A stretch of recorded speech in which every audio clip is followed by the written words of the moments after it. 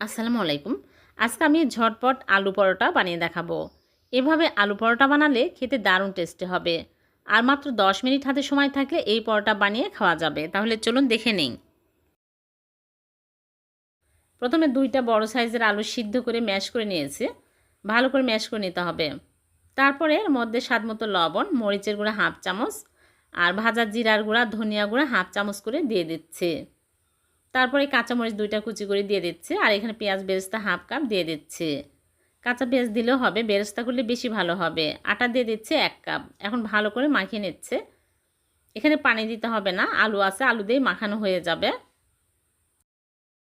মাখতে মাখতে দেখবেন একদম নরম হয়ে যাবে। আর ধনিয়া পাতা কুচি 1 টেবিল চামচ দিয়ে দিচ্ছি। ভালো করে একটা মসৃণ ডো তৈরি করে নিতে হবে।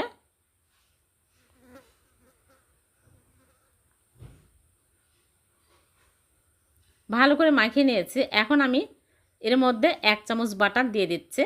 বাটার দিলে খেতে আরও বেশি ভালো লাগবে। বাটার যদি হাতের কাছে না থাকে ঘি দিলেও হবে। এখন আমি ছোট ছোট করে লেচি কেটে নিব। এইরকম করে লেচি কেটে নিচ্ছি। আপনারা চাইলে 2-3টা বড় করেও বানিয়ে নিতে পারেন। আমি ছোট ছোট করে বানিয়ে নিলাম। এখন ফ্রিতে নিয়ে ময়দা লাগিয়ে নিব, নিয়ে বেলে নিব। খুবই মজার। এভাবে আলু দিয়ে পরোটা বানিয়ে দেখবেন, খেতে অনেক টেস্টি হয়। তারপরে আমি ভেজে নিব। চুলায় একটা প্যান বসিয়ে প্যানটা গরম করে দিয়ে দিচ্ছে। দিয়ে উল্টিয়ে পাল্টিয়ে ভেজে নিব।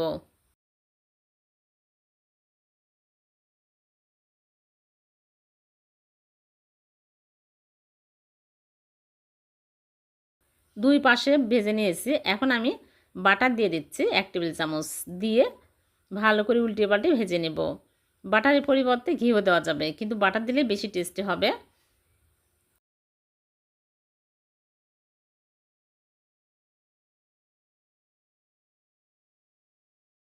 দুই পাশ ভালোভাবে ভাজা হয়ে গেলে তুলে নিচ্ছি।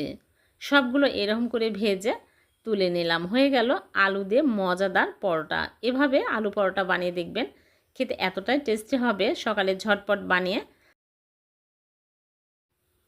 খেতে পারবেন। সবাই অনেক পছন্দ করবে আর সময়ও কম লাগে। মাত্র 10 মিনিটে এই নাস্তা তৈরি করে নিতে পারবেন। ভিডিওটি ভালো লাগলে লাইক, কমেন্ট, শেয়ার করবেন। আল্লাহ হাফেজ।